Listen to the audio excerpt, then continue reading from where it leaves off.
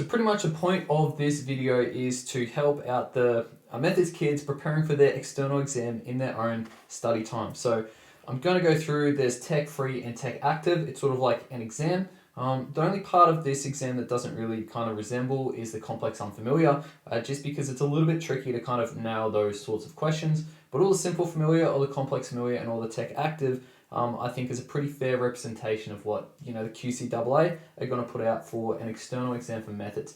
So this one here, I'm going to try and just timestamp it all. So if you want to like flick through the stuff, and also there should be a digital copy of the papers and modeled solutions and where marks are allocated and all of that stuff somewhere to be found.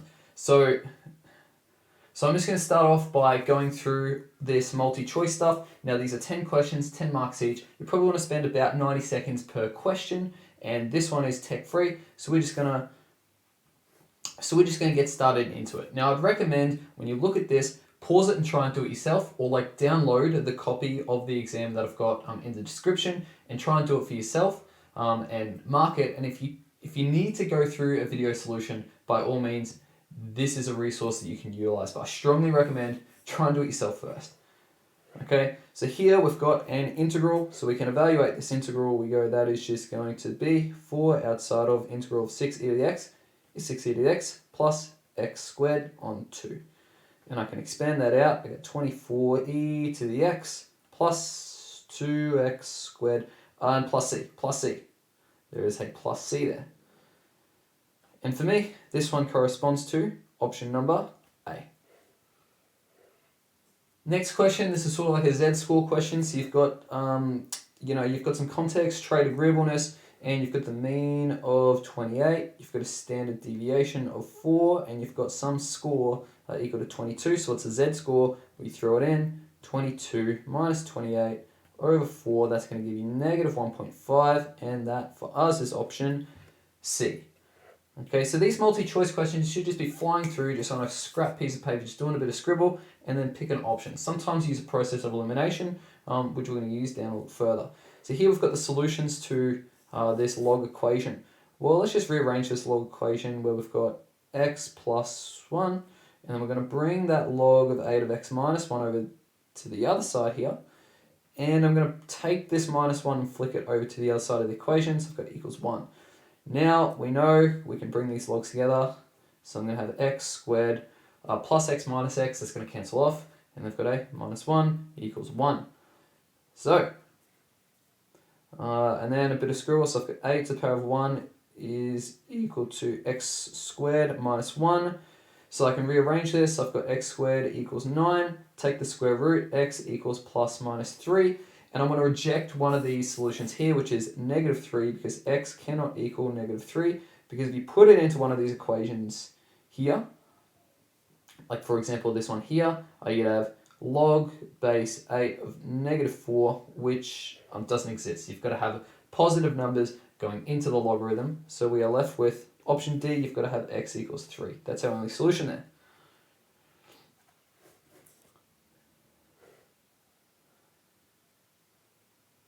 Okay, again, have a pause, try 4, 5, and 6. Try and do it in like 90 seconds each. So give yourself, what, 4.5 minutes? Give it a go.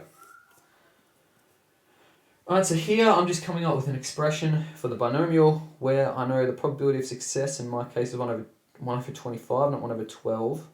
N is 12. That means Q, or the probability of failure, is 24 over 25. And if I'm going to get at least 2... well, it's going to happen at least once.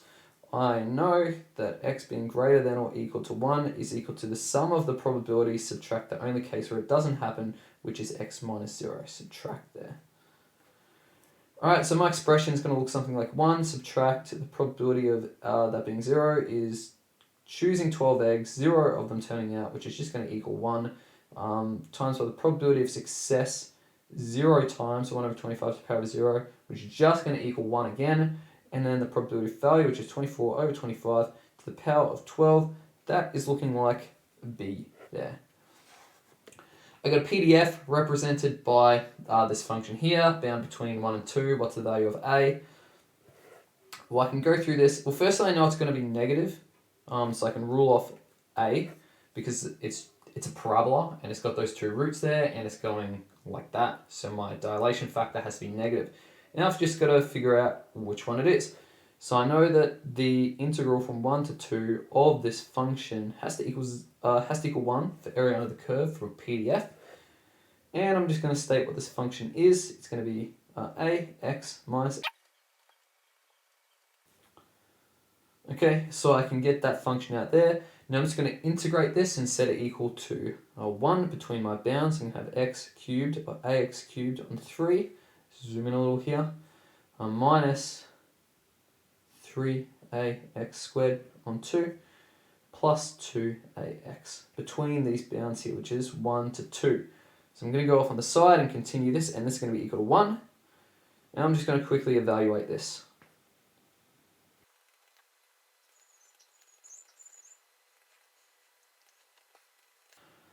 Okay, now at this point here I can do a little bit of cancelling. So I've got a on 3 subtract, so I'm going to have 7 there. 4a minus 2a is just going to give me 2a there. And then here I've got negatives to plus, so here that's just going to become a 9 and cancel that off there. So what I'm left with here is 7a on 3 subtract 9a on 2 plus 2a equals 1. Just going to times everything by 3 and then everything by 2 to help simplify this. So just rearrange and solve this to get an answer for A.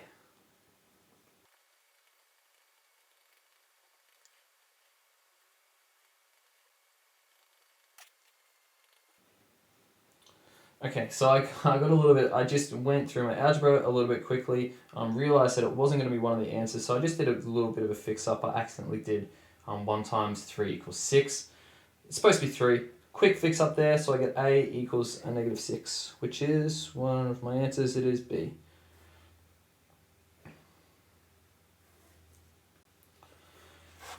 Alright, so you're going to see some questions like this where it asks you to interpret. So pretty much you've got the derivative down here below. Which of them best describes the function? Well, I know these y values are all positive, which means that I've got some function is increasing, and then at x equals 1, right here, the slope is flat.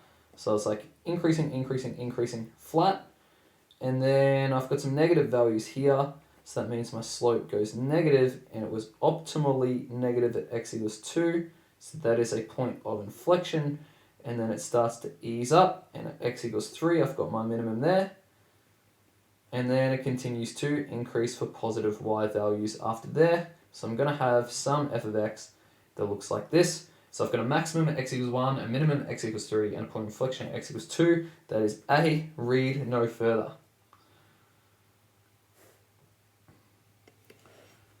Alright, so I've got 7, 8, 9, 10 here. If you pause, it should take about 6 minutes to speed through those and see if you can get some answers. So I'll give you a moment to do that. Alright, so 7 is a binomial question, again, tech-free, so I know probability of success is 0.4, so that's 2 over 5. Probability of failure is then going to be 3 over 5, n is equal to 3 because he plays the 3 matches on Sunday. So the probability that he's going to win at least 1 is equal to 1, subtract the probability that he loses all of them, which is 1, subtract 3, choose 0 wins, which is going to be winning, which is 2 over 5 to the power of 0, times by 3 over 5 to the power of 3, which is equal to 1, subtract 27 over 125, that's going to be 98, so B is my solution there. This integral is a little tricky, but you can factorize the bottom, so you've got the integral of x plus 5 over x plus 5, x minus 5 dx, and you can chop those off, which is going to give you the natural log of x minus 5 plus c. And that is option D there. Okay, because just 1 over the linear term there. So integral of that, natural log. Alright, here I've got the velocity is modelled by this function between those two bounds, the acceleration. If I differentiate velocity, I get acceleration. So I'm just going to go ahead and do that. So derivative, I can take 2 times by, and then differentiating a log, it's the derivative of the inside function divided by the inside function, so it's 2t over t squared, which is going to be 4t over t squared, which is just going to give me 4 over t, and then that plus t term, differentiate that, I get plus 1. So that is my derivative there. And I want to evaluate this at t equals 6. So f prime of 6 is equal to 4 over 6 plus 1, which is equal to 10 over 6, which is 5 on 3 meters per second squared. So it's going to give me C as an answer. And now if I'm looking for the exact area, or maybe the signed area, here I've got an exponential function. That is what it's going to look like between 0 and 3. So I want to get some area there. I can see it's all positive. Area under the curve is given by an integral between the two bounds, a 0 to 3 of 2e to the 2x plus 1 dx. We can go through and evaluate that without any problems. Okay, we're going to get e to the 2x, because if I differentiate that, I get 2e to 2x, plus 1, I get x, because if I differentiate x, I get back to 1, 0 to 3, e to 6, plus 3, subtract e to the 0, which is equal to 1, plus 0. So I've got e to the 6 plus 2, and that is option C. So that's our multi-choice, done and dusted. Let's get on with some short response. So for each of these questions, I'm going to tell you whether it's simple, complex, or unfamiliar, and how long it should probably take you. So this one, look, this is my general rule, is that if it's simple, familiar here, and it's worth 5 marks, probably want to take about 5 minutes, okay, because you want to have more time for your complex, familiar, and complex, unfamiliar questions if you're really trying to aim for like getting as many marks as possible. So this simple and complex familiar stuff, you should be able to recognize it and just go, yeah, I know how to do this sort of stuff. So give yourself like 5 minutes, have a go at this question, and see how you go. Alright, so we've got some particle, it's moving along in a line, and we've got a function for displacement, and it's modeled for positive values of t. So we want to determine velocity and acceleration. When we've got displacement, differentiate that, you get velocity, differentiate again, you get acceleration. So we just got to differentiate 2 times. Okay, so we've got our, just differentiate, we've got a velocity and acceleration function there. Now if we're describing the motion of a particle, you've got to describe where is it positioned, what's the acceleration like, in what direction, and what's the acceleration like. So is it accelerating, or like what direction is it accelerating in? So we pretty much just go through and have a look. The displacement at t equals 2, velocity and acceleration, and write a little sentence describing what that motion is.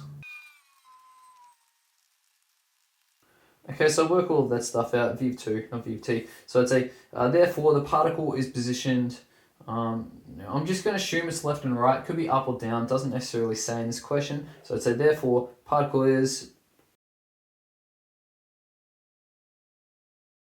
Okay, so you're probably going to get here, this question's worth 5 marks. You get a mark for velocity and acceleration function there, and then you've got to get a mark for describing the position, a mark for describing the speed, and a mark for describing the acceleration. So what we've got here is this question, simple, familiar, worth 6 marks, probably going to take us about 6 minutes. So we've got a function, we're told it's in the form of a cubic, and below we've got the derivative there. We want to sketch or show a potential sketch for the function and a potential sketch for the derivative, like the second derivative or like the derivative of the derivative, and we want to explain the reasoning of our sketch.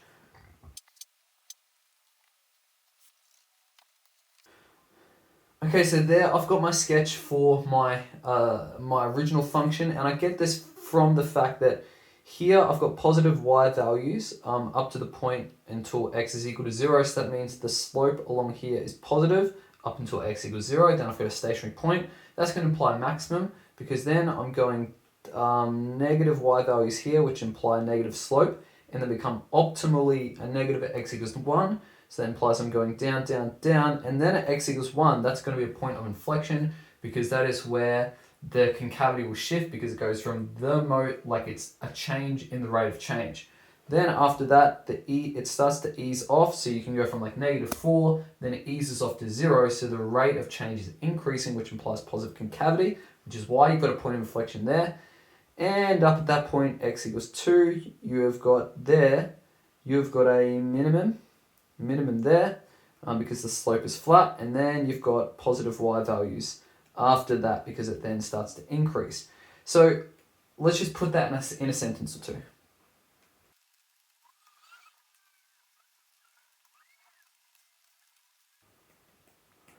Okay, and now we're also going to do a similar thing for my second derivative here. So if this here, now I'm just going to, this here is going to be my second derivative.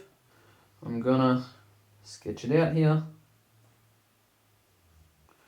Okay, and now I'm just going to clean this up because what I'm going to do here is I'm just going to go over, or exactly if I've got a function and then the derivative, the y values on the derivative tell me the value of the slope on my original function. So I know this is like got negative slopes here, which implies, and then at x equals 1, I've got a stationary point.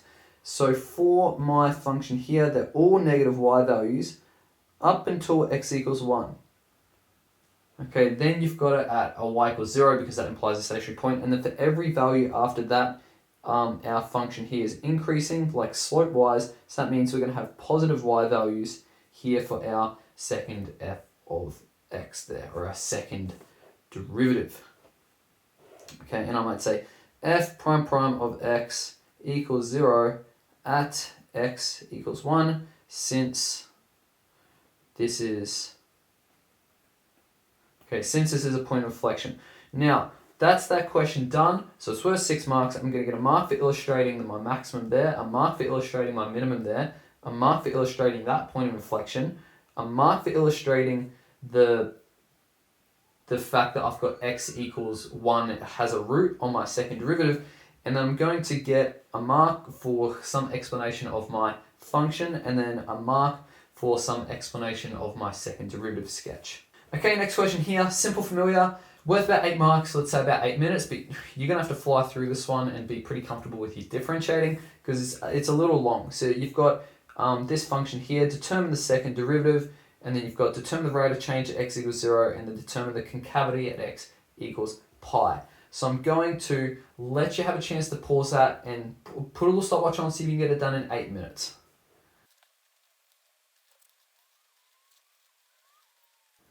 Okay, so there I get my derivative shown there, and I'm just going to factorize this. So f prime of x is equal to, I can factor out a 2e to the x squared. That's going to give me x sine of x plus, 2x sine of x plus cos of x there. Okay, now here I'm going to find my second derivative by, I'm going to have to use the product rule twice, but that's fine.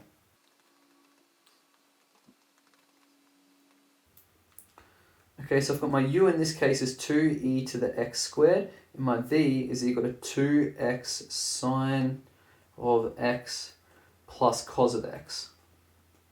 Now, in order to differentiate this v term here, I've got another little, and I'm going to call this a, and I'm going to call this b. I'm going to do it just up here, where I've got a, and like the derivative of, so v prime is going to be given by a prime b plus b prime a, and then the derivative of cos is going to be minus sine of x there. So I've just got to make sure I structure that out right. So I've got a equals 2x, which means a prime equals 2, b equals sine of x, so I'm going to get cos of x as b prime.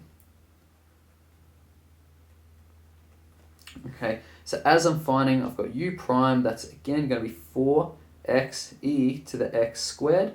My v prime here is going to be 2 sine of x plus 2x cos of x minus sine of x.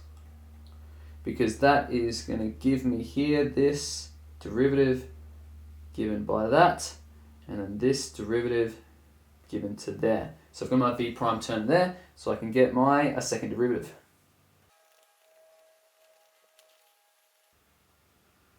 And then, okay, I'm actually just going to save a little bit of time rewriting this out, because if I've got 2 sine of x minus sine of x, that's just going to give me sine of x. So that's actually kind of nice there.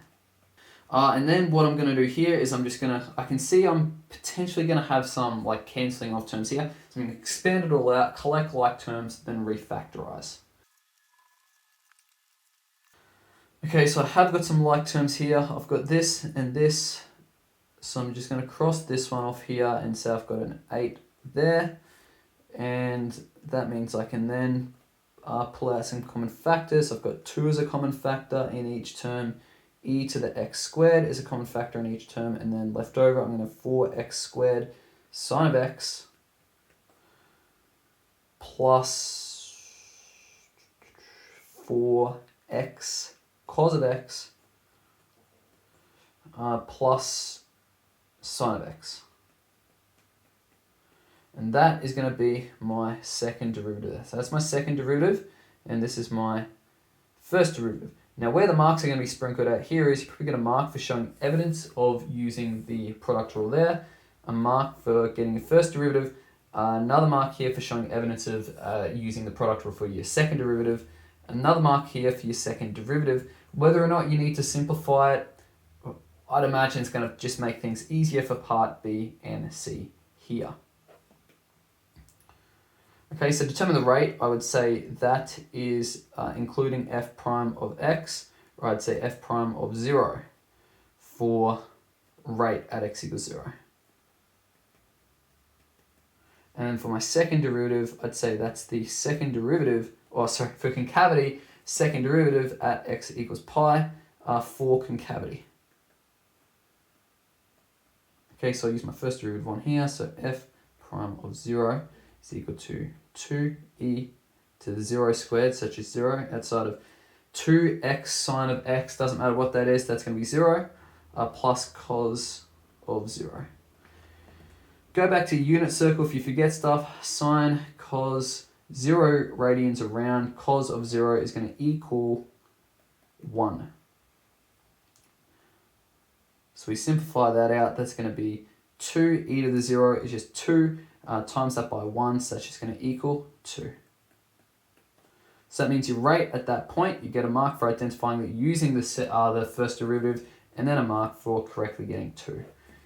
Second derivative here at pi, so f prime prime of pi is equal to 2e to the pi squared outside of 4 pi squared sine of pi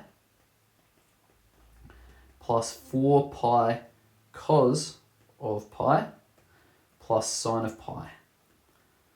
And it's like, what's sine of pi and what's cos of pi? You go around here, that's pi radians.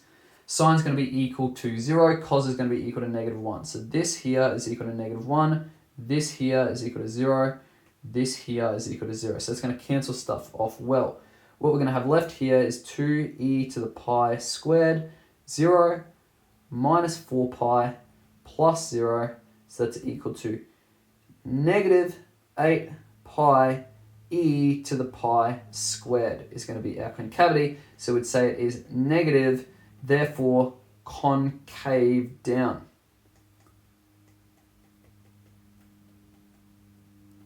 At x equals pi.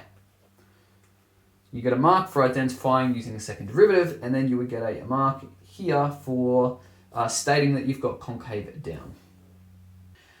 So we've got another simple familiar question here, probably about 5 minutes. It is integration by recognition. So it says, here's an instruction, differentiate this function, hence evaluate this integral. Now this integral, we as method students, we don't have the techniques to be able to integrate that, so we do it via recognition, and the instruction is to differentiate that function and then rearrange your equation that you get out there by a recognition statement. So again, 5 minutes, give it a go.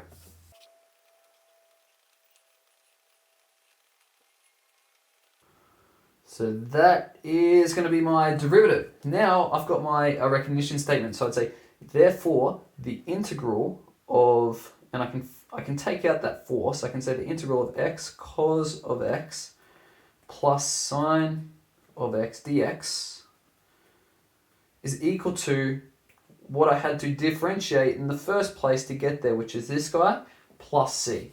So I'd say it's equal to 4x sine of x plus c. Now what I'm looking for here is I want to hence means use this information to evaluate the integral of this. That looks like that. So I can see it here in my equation. I'm going to rearrange some stuff such that this can work out.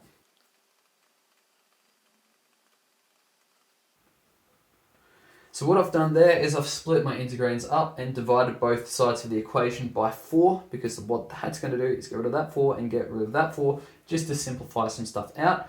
And then I'm going to take this thing here and chuck it onto the other side of the equation, evaluate it, and write the simplified expression for my integral that I'm trying to evaluate.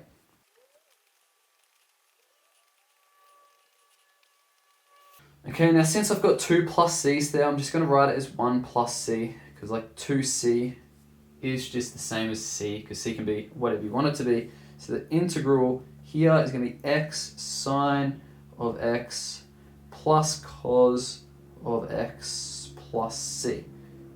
Very good there. Okay, again, that's our 5-minute.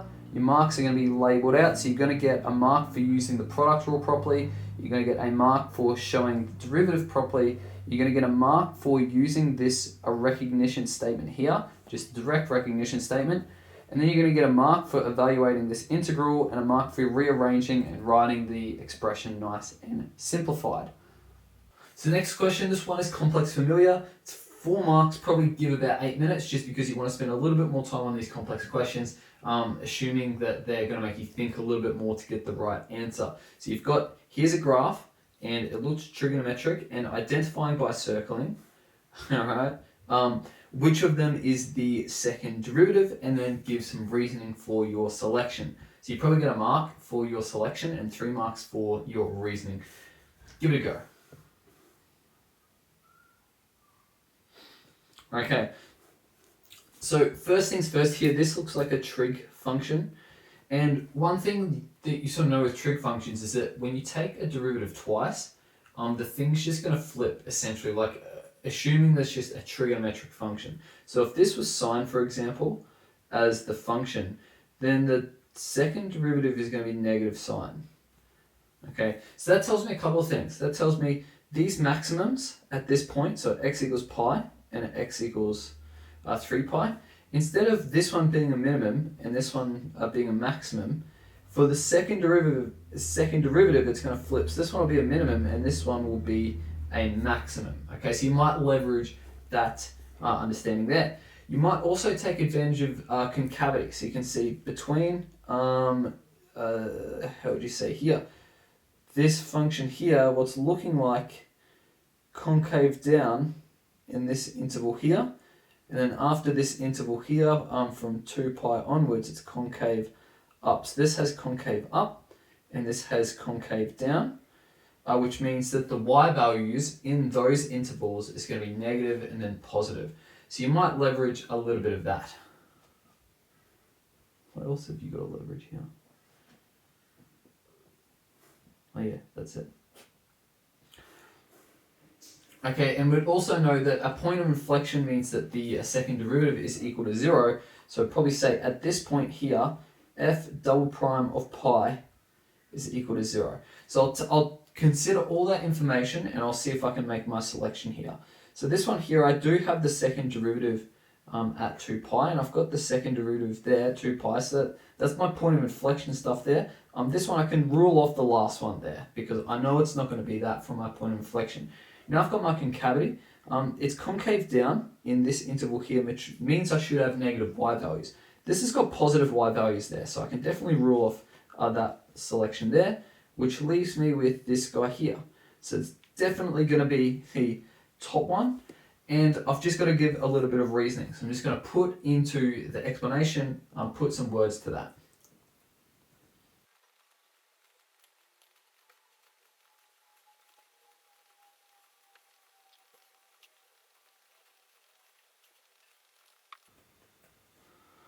Okay, so I've written down a couple of things here. I'm going to get a mark for my correct selection here. I'm probably going to get a mark for explaining some concavity for concave up and concave down. And probably one of these guys here will give me my extra mark there. Just a little bit of further explanation with maybe an inflection point, or maybe the fact that your maximums become minimums and your minimums become maximums if you've got a trigonometric function. Alright, next question here is complex unfamiliar. 6 marks. You're going to really give yourself about 15 minutes, only because, look, typically these questions are going to be really, really hard, and you're going to have to think, and you're going to have to plan out, and you have to try and think of what sort of mathematics do I need to use to solve this problem. Now this one here is an optimization question, so I'm going to give you a chance, pause it and see if you can crack it. Okay, so we'll have a read. So pretty much what's going on here is we've got a cruise ship. It is 12 kilometers away from a catamaran. So I'm just going to call cruise ship, let's call that S for ship, and catamaran C. Okay, at a bearing of 135 degrees. So here is my bearing. I go around 12 kilometers away. And if I drew my triangle here, what I'm going to have is a right angle in there. And this is going to be 45 degrees in here, which means that this is isosceles. So it's really nice because this distance here, K and K, they are going to be equivalent. Now what's happening is, so at this instant, this is true. But what's happening is that they're 12 kilometers away, so there's some distance apart. But the cruise ship is traveling down at 8 kilometers per hour. And the catamaran is traveling west at 10 kilometers an hour. So 10 kilometers per hour. Okay, so what's going to happen if I just kind of draw a little diagram after time? I'm going to say after time t. What's going to happen is this catamaran is not going to be, the cruise ship is going to go down a little bit. And the catamaran, instead of being all the way out here, will go along a little bit. Now, what you'll notice is you've actually still got a right angle, a relationship there. It's no longer isosceles, the angle's going to change, but this distance here is also going to change. And what you'll notice is that this distance will have, it'll be k. Before we get into distances, let's figure out what k is. So we can apply Pythag to say k squared plus k squared equals 12 squared, which is 144. So 2k squared equals 144, so that means k squared is equal to 72. So k is equal to root 72. What that's going to mean for me here is that this distance that the cruise ship, it was like all the way up here. So it was once upon a time up there, but it's traveled some distance. This distance that's left over here is going to be root 72, which is what it originally was. Subtract away. After t time, it's traveling at 8 kilometers an hour. So after t hours, you'd say it's minus 8t there. Similar thing here going on for this catamaran. It was once upon a time here, which was a distance of root 72. I'm going to do this in a blue. Root 72. But then you're subtracting away 10t. Because let's say after like 1 hour, it's traveled 10 kilometers, which is 10 times 1. Or 2 hours, it'll be 20 because, 10 times 2. Right, so it's going to change there, which means that this distance is going to change. Now, what we can gather here, if we are looking to, reading the question, determine the time taken for the distance between the two marine vessels to be a minimum. What I want to get is the distance as a function of time, because I want to minimize the distance and I want to determine what time that is taking. So what I've got here is I can express the distance as d is equal to, well, I can actually write d squared is equal to root 72 minus 8t squared plus root 72 minus 10t squared. If I square root both sides, ignoring the fact that I can't have a negative distance, so I'm not going to go plus minus, I'm only going to consider the positive case. What I've got is d of t, which is a function. Distance with respect to time is equal to the square root, and I actually might just write this as a numerical power, which is root 72 minus 8t squared plus root 72 minus 10t all squared to the power of a half. And so what I've got there is really, really nice, because now I've got a function that tells me a distance with respect to time. Once I've got that, I can do some calculus. I can differentiate it, I can set it equal to 0, and I can determine the minimum or the optimal time and just verify that it's a minimum by first or second derivative test. So we're just going to go right ahead and do that.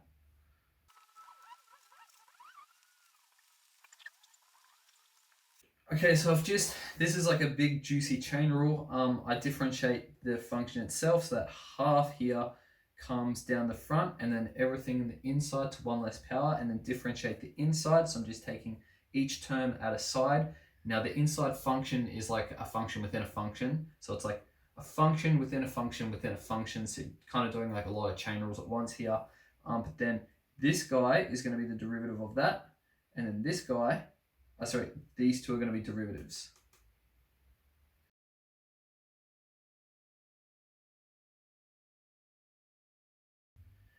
Okay, so that's what I've got there. Now I can actually simplify some stuff here. If I factored out a 2 from the numerator, this would become 8, and this here would become 10. So I can just kind of reduce the numbers there by just scaling out.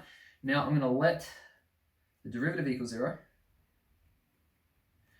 And in doing so, the denominator is going to get rid of itself because 0 is equal to that fraction. You multiply through by the fraction, multiply by 0, denominator is gone. So I'm just going to write it as 0 is equal to negative 8 outside this stuff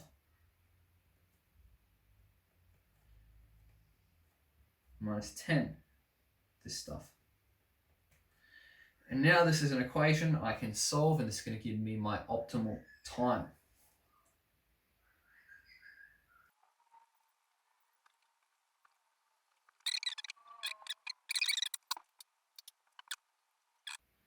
So this is roughly, just doing a little quick arithmetic in my head, it's roughly maybe like 0.8/0.9. So it's not larger than 1. Now that's going to be useful for me because I want to determine whether this is a maximum or a minimum. And there's a good chance I will not be differentiating this function again, so I'm going to use the first derivative test.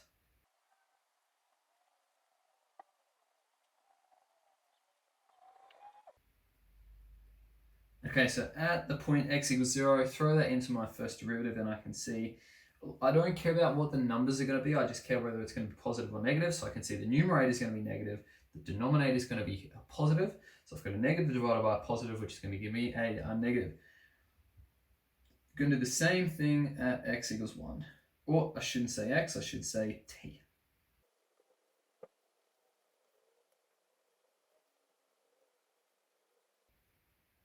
Okay, and so here I'm going to get a positive divided by a positive, which is going to give me an upward slope. So I say, therefore, t equals 9 root 72 over 82 is a minimum. Okay, by the first derivative test. So it says, determine the time taken for the distance between the two to be a minimum. There you go. Okay, so that's worth 6 marks. So these are where you're going to this is where your 6 marks are going to come from. You're going to get a mark for figuring out what that k term was. You're going to get a mark for coming up with the expression for distance and time. You're going to get a mark for differentiating correctly. So there's 3 of your 6 marks. Then once you've done that, you're going to get a mark for correctly determining the time, and then another mark for verifying its nature. And then you're also going to get a mark here, which is called a logical mark, where it's like, does your workflow make sense? So was it like easy enough to read? Did it have nice structure to it? Did it include some nice visuals? Okay, you've got to provide some evidence there for providing some logical workflow, right? Where you're saying stuff like, let the derivative equal 0. So was it nice and easy and logical to follow through and read? So if that's you, 6 out of 6 marks. Complex unfamiliar. Okay, so this next question here is simple familiar and complex familiar. 9 marks, pretty heavy question. About 12 minutes, so pause it and give it a go. It's all there on the screen. Now, if I'm trying to work out this PDF without domain, all I've got to do is I've got to differentiate it, because if you've got the probability density function, you want to get the cumulative, you've got to integrate. So if you want to go the reverse way, you've just got to differentiate. So I'd say the PDF, which is f of x, and that is equal to just 2e to the negative x, no plus 1 there, and you are going to get 1 mark. When I'm finding the median value here, what I'm going to do is I'm going to actually use my cumulative function, otherwise I have to integrate. I don't really want to do that, and that's going to happen when the cumulative density function is equal to a half. That's the CDF there, that's this one here. So when is this function equal to 0.5? What x value is that? And so we can rearrange and solve for that. We just say we've got 0.5 is equal to negative e to the negative 2x plus 1. Now we're just going to rearrange and solve for this. So we can say we've got e to the 2x equals 0.5. And using the fact that if you've got a to the power of c equals b. That translates to log base a of b equals c. So I can say I've got log base e, which is natural log, of 0.5 is equal to 2x. That doesn't make any sense. I'll tell you why it doesn't make any sense. Because I left out my negative here. It should be e to the negative 2x. And so then I'd say I've got natural log of 0.5 equals negative 2x, which is saying the natural log of 2 to the negative 1 equals negative 2x. So I've got negative natural log of 2 divided by 2 equals x.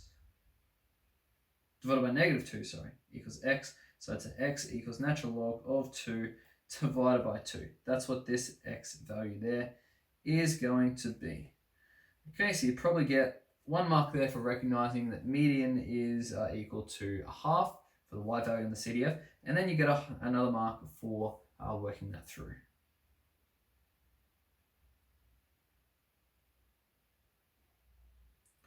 Okay, so now for part C with this question, this one's complex familiar. You've got a bit of conditional probability, so it's a little complex. You've got to think it through. So we want to know, the condition is that it's going to be greater than a half. So you're kind of left with selecting from that sample. So that's going to be our denominator. So don't care that anything's less than a half. It's got to be greater than a half. So what's the probability that it's going to be between 0 and 1.5? Well, in this case, with our condition, what we want to know, if we're visually considering this, we don't care about any of this. We want to know the probability that you're going to be between 0.5 and 1.5, given that you're greater than a half. So visually, you can see that there's a high chance that that's going to happen, but we've got to be careful with how we're constructing this probability out. Okay, so I would say,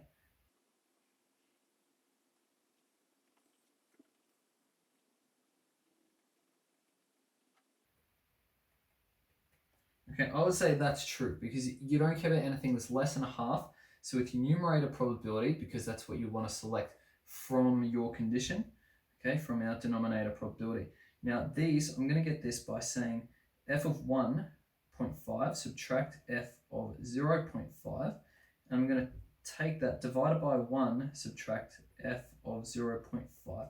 And so again, if we're just going up to this visually, right, f of 1.5 will give me this entire lot here. Then if I subtract this lot here, I'm left with that, which is very nice. And then if I want to calculate this section here, I'm gonna have to use a blue here. So now if I want to calculate this bit here, it's going to be the whole lot, subtract this lot here, and that'll get rid of that, and that just leaves me with what I want there. So that expression that I've got going there is correct. That's how you're going to be using your cumulative distribution function. I always like to just go back and have a look at it graphically and do like a little bit of a sanity check with the graph if I'm given. Okay, so I'm going to split this up. I've got a numerator and I've got a denominator. And I'm just going to do each one separately.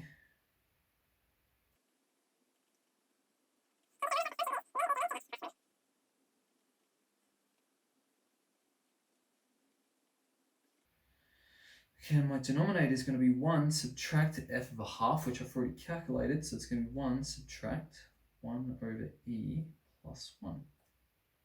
Now that's going to cancel out with that.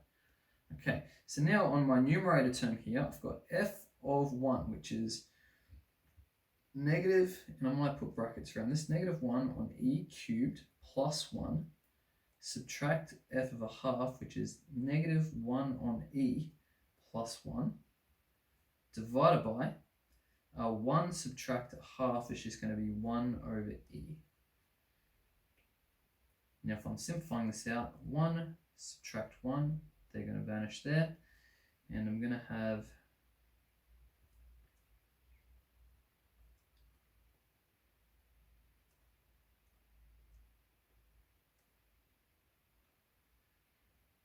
okay, so that's what I've got here. Now I'm just going to convert this to have times it by e squared over e squared. So I've got e cubed, so I can bring that stuff together.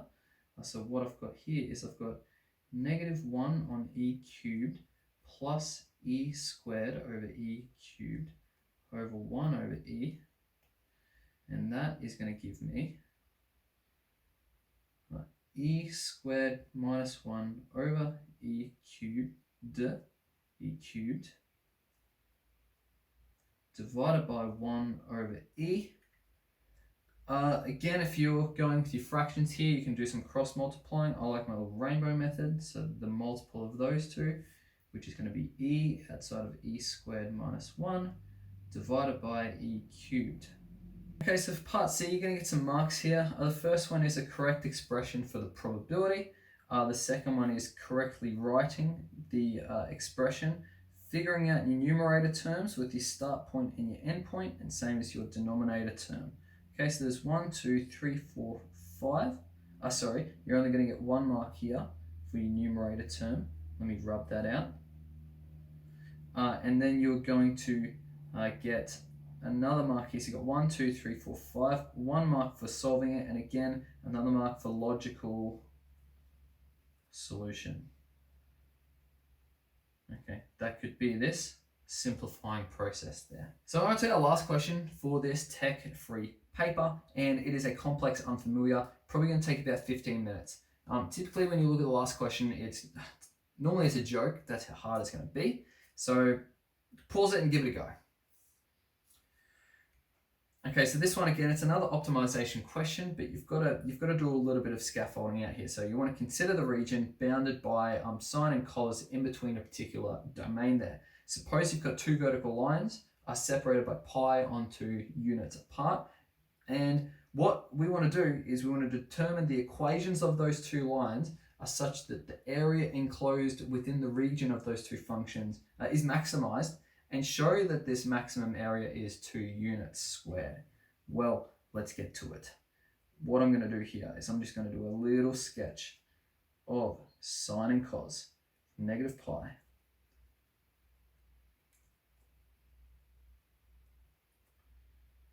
okay, up to pi. So they're bound between negative 1 and 1.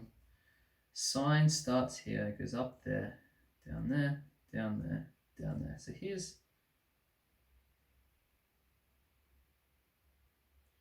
that's my f of x for sine.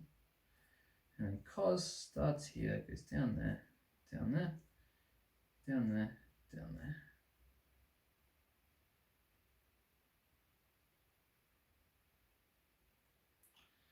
Okay, there's my g of x.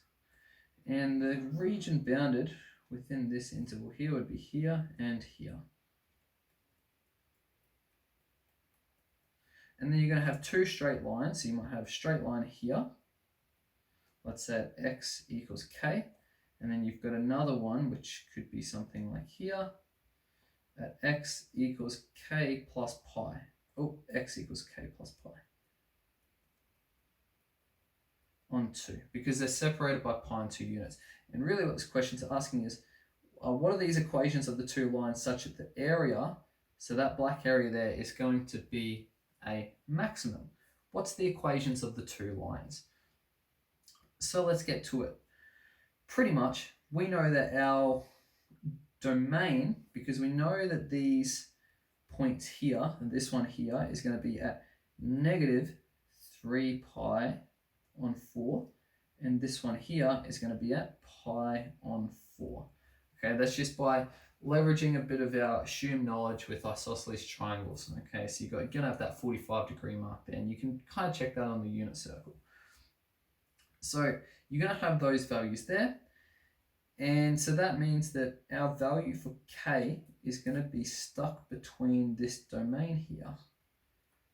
So k can float between here, and it's going to be a pi on 4 subtract pi on 2, which is going to be negative pi on 4.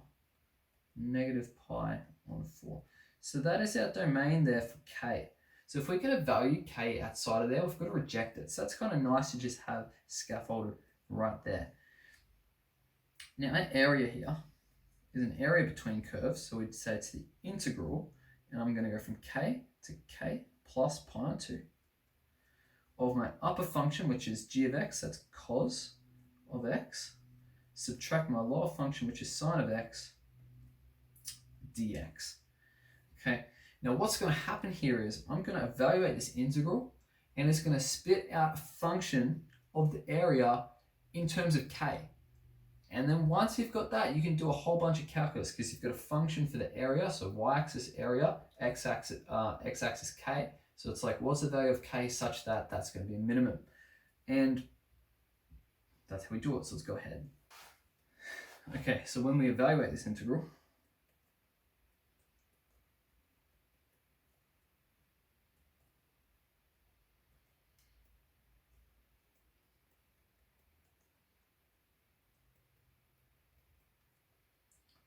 okay, I'm going to have cos goes to sine, and the negative sine goes to cos. That's what I've got there. And that means area is going to equal sine of k plus pi on 2 plus cos of k plus pi on 2. Subtract sine of k plus cos of k. And if I'm leveraging what happens here, if you just phase shift sine pi on 2 units, what's going to happen is it becomes cos. So that's cos of k. Same thing with cos. Phase it along pi on 2 units becomes negative sine. So it's negative sine of k minus sine of k minus cos of k. And what's going to happen here is that cancels with that. And I'm just left with, that's equal to a negative 2 sine of k, and that's the area in terms of k. So what I do here is I differentiate once, I differentiate twice to verify nature. I let the derivative equal 0, find value for k, show that that area is equal to 2 units squared, and this question's done and dusted.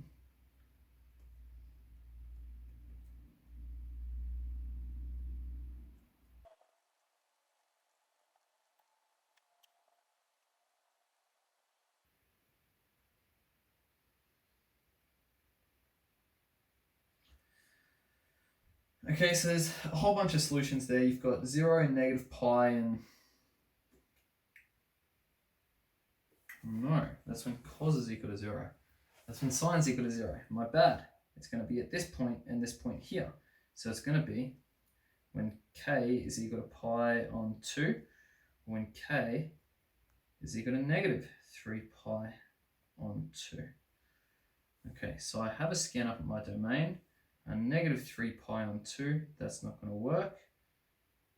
Pi on 2, what about I can get negative, well, this one can also just be k equals negative pi on 2. That'll work as well. That's going to be my solution. K is equal to, okay, so I say, therefore, k equals negative pi on 2. So a little bit of fiddling around there. Sub that into my second derivative.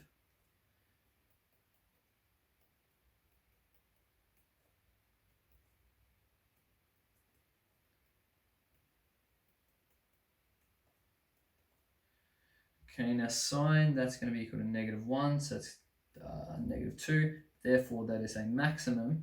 So this k value is going to provide us a maximum. So what we've got here is therefore the equations of the line is x equals negative pi on 2 and x equals 0 provide optimal area.